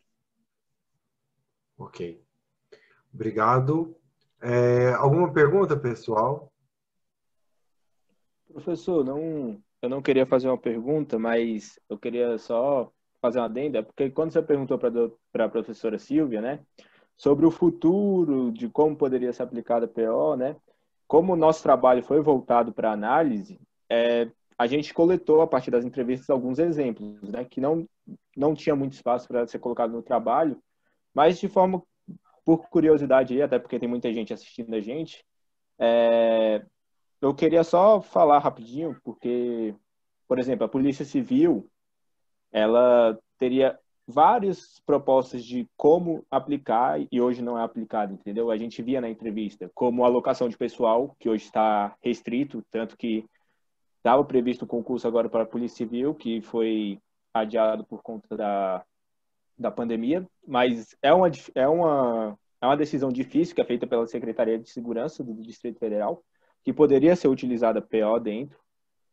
A gente viu no Bombeiro uma organização muito legal, eles têm um plano estratégico no site deles, tudo bem organizado, que tem uma base, e já tinha um estudo, inclusive, de um subcomandante, que era parceiro do comandante que a gente entrevistou, que ele tinha um trabalho já voltado para PO, inclusive que ele comentou por alto com a gente, porque não estava finalizado ainda o trabalho, mas era um trabalho feito com base na pesquisa operacional e estava dentro do Bombeiro, isso é muito interessante, mas ele citou outras questões, como a localização dos batalhões, o tempo de ação das ambulâncias do Bombeiro, que, por exemplo, eles tinham uma média que era 6 minutos, dada a distância do batalhão aos pontos que eles faziam atendimento.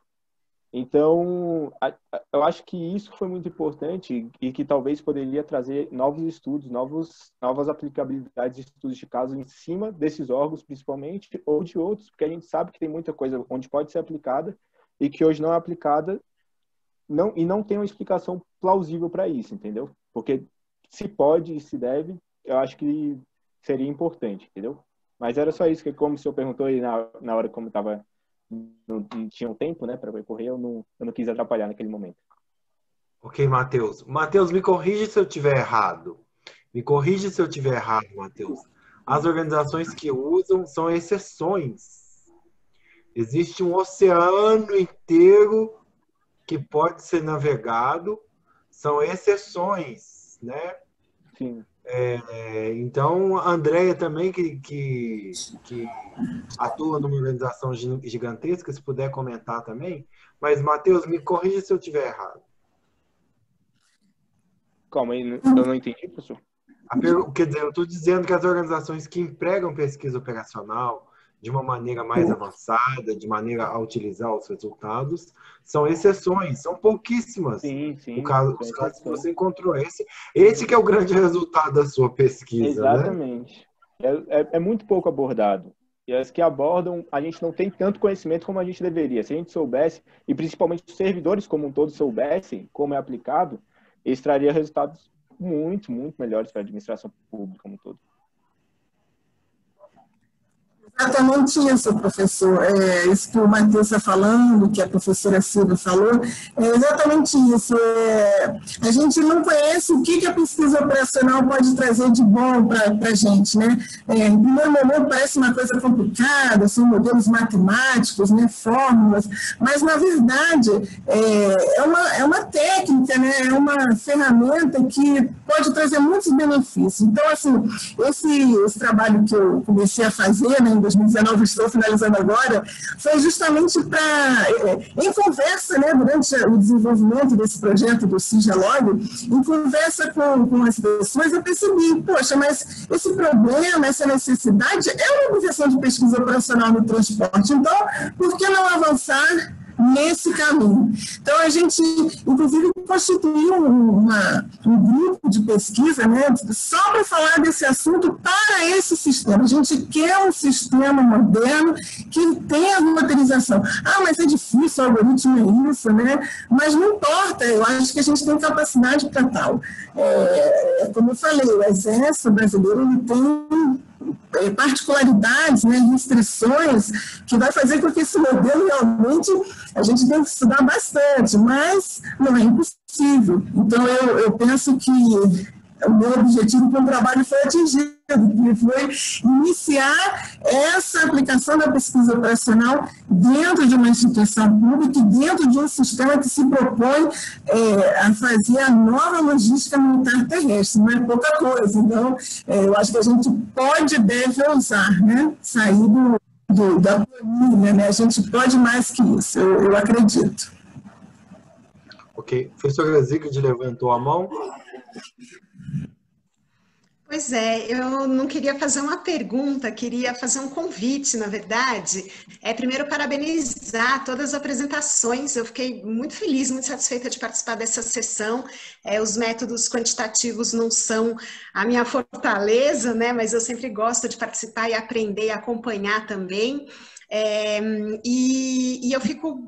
Nossa, assim, eu celebro junto com vocês o fato de que a gente tem instituições públicas tão dedicadas a desenvolver esses modelos, a aplicar esses modelos, se beneficiarem disso. E o convite que eu queria fazer é porque eu não sei se só a universidade é tão questionada assim, nesse sentido de que conhecimento está gerando e como que a sociedade se beneficia aí, quanto a esse conhecimento. E, de certa forma, a gente foi nos últimos 2 anos assim, bastante pressionado, né, e solicitado, e eu acho que isso procede, a, de certa forma, prestar contas e falar assim, que conhecimento é esse que a gente produz e como isso chega à sociedade.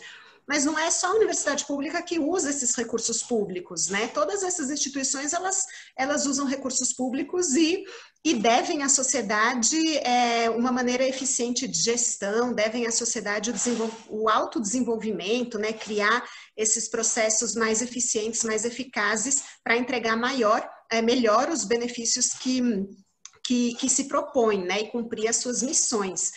Então, eu ficaria me perguntando assim, né, será que essas instituições, elas também têm se preocupado ou criado mecanismos de mostrar para a sociedade quantos projetos interessantes existem ali dentro, né, e que tipo de conhecimento está sendo desenvolvido, como que outras instituições públicas podem aprender num processo aí de comunidade de prática ou de benchmarking interinstitucional, e queria até ir um pouco mais além, já que a gente está falando de pesquisa operacional, porque a gente tem no Brasil, né, um ensino, assim, uma alfabetização ainda a ser muito melhorada, mas principalmente um ensino de matemática a ser muito melhorado. E a gente vê que o estudante que chega na graduação, às vezes também se preocupa muito em cursar as disciplinas que são quantitativas e ter esse desempenho que está vinculado à matemática.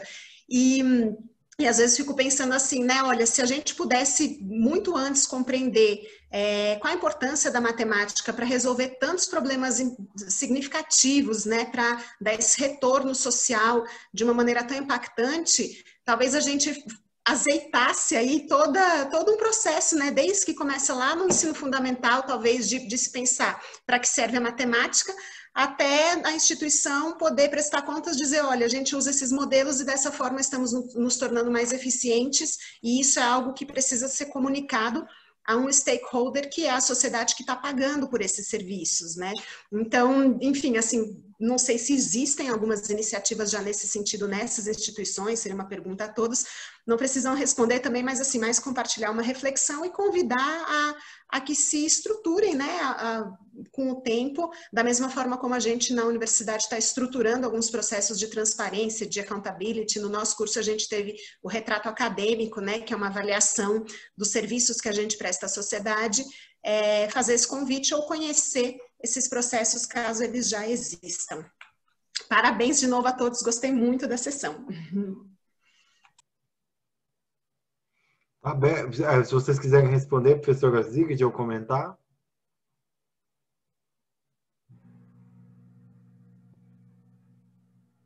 O comentário que eu faço, que eu também gosto de estudar, gosto de ler, gosto de ir à universidade e entendo que a universidade é um caminho que não tem outro para o órgão público, tá? Ele precisa passar por aí e fincar pé, né?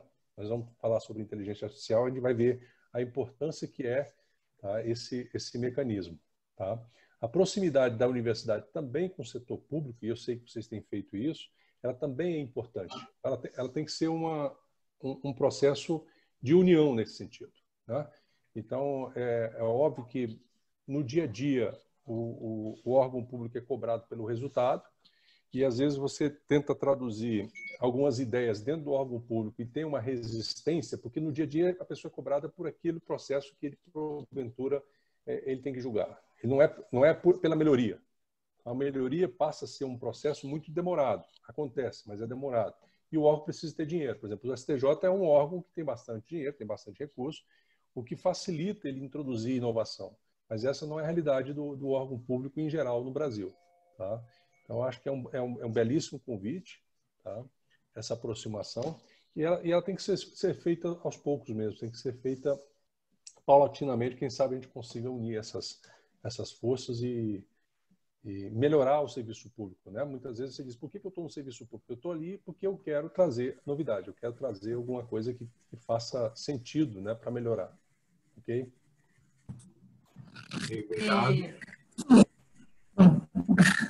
Posso falar?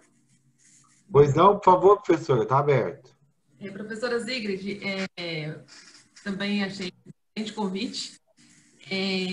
Eu acredito, eu sou muito otimista, então eu acredito que o serviço público está melhorando com relação às pessoas que estão trabalhando nele, e isso muda claramente a organização.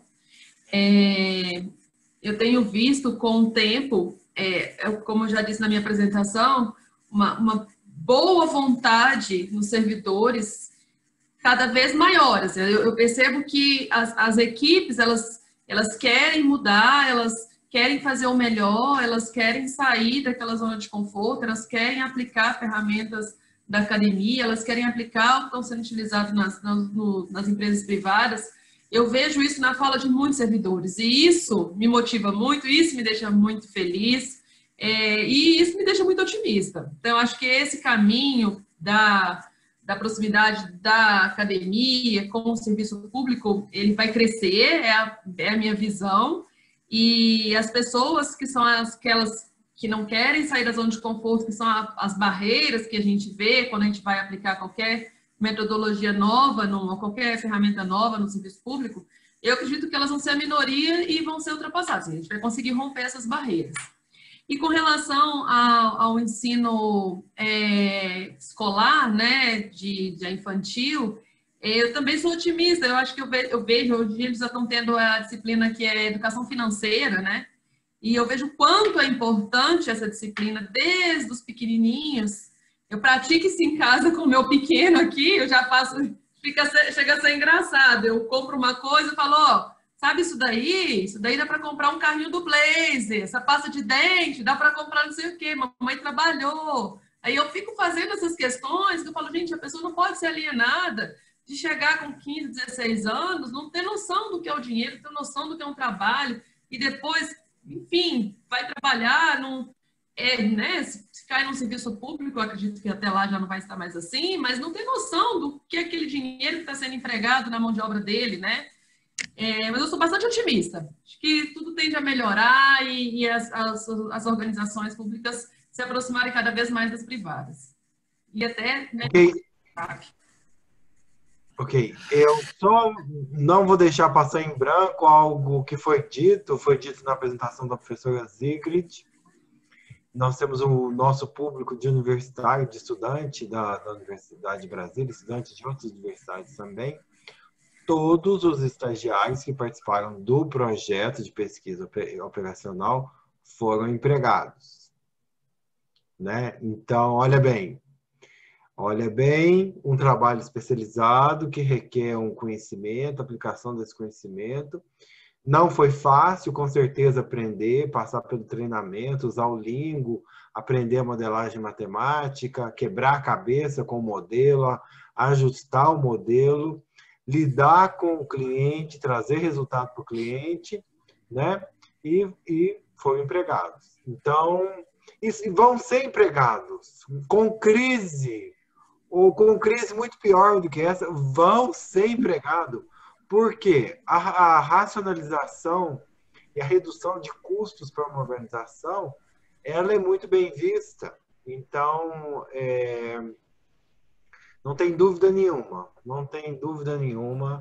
é uma oportunidade, certo? Estamos para terminar a sessão. Alguém quer fazer mais algum comentário, alguma colocação? José Márcio, só vou corrigir um pouquinho. Não, todos os alunos estão trabalhando com estágio ou em outro trabalho, mas a ANAC, ela contratou 3 dos estagiários, uma nem quis ficar, quis ir para outro lugar, quis continuar estudando e ir para outro estágio. Mas todos estão muito bem, mas a ANAC não contratou todos, só corrigindo para não ficar gravado aqui isso, tá bom? Mas todos estão muito bem, todos. Todos querem continuar trabalhando com essa ferramenta, eles querem abrir uma startup de modelagem matemática, tá bastante bacana o grupo. Só compartilhar, né, o que a professora Sigrid falou. Poxa, será que seria possível, né, que a gente pudesse ver a aplicação? Eu acho que a forma de conquistar, né, é mostrar a aplicação. O que essa matemática, o que esse sistema de equações lineares vai me trazer no futuro, o que pode trazer de ganho para a gente. Então, eu vejo que a aplicação, né, com os resultados é o que conquista na utilização daquela metodologia, ainda que complicada, ainda que cheia de formas. Então, eu acredito bem que vai ser por esse caminho. É mostrar, assim, existe essa ferramenta, a gente aplicou no estudo de caso, deu esse resultado, a gente teve esse ganho, e como bem diz a professora Silvia, não é só ganho financeiro, né? Ganho em tempo, ganho em quantidade de funcionários que são utilizados, enfim, a gente ganha em diversas áreas, não é só na parte financeira. Então, eu vejo que, mostrando isso daí, eu acho que a pesquisa operacional tem muito futuro aí nas instituições públicas. Muito bem.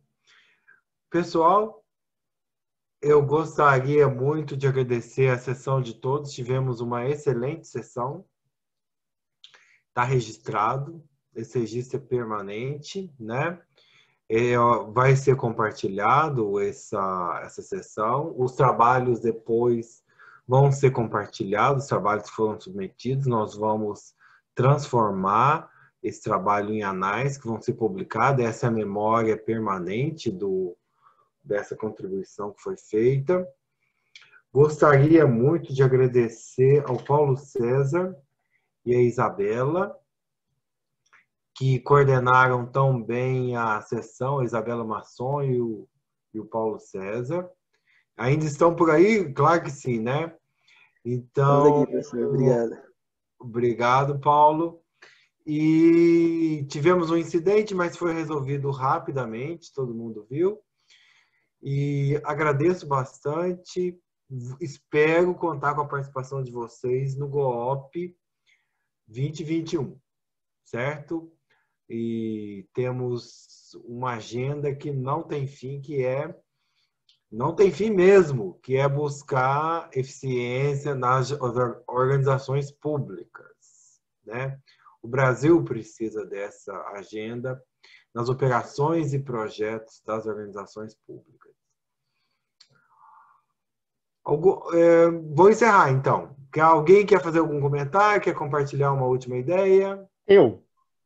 Do pessoal do GOP, a gente gostaria de solicitar para aos convidados e ouvintes que se sentirem à vontade para poderem ligar a câmera, para que pudéssemos efetuar o registro final dessa sessão.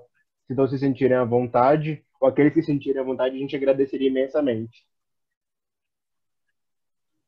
Ok? Quem puder abrir a câmera.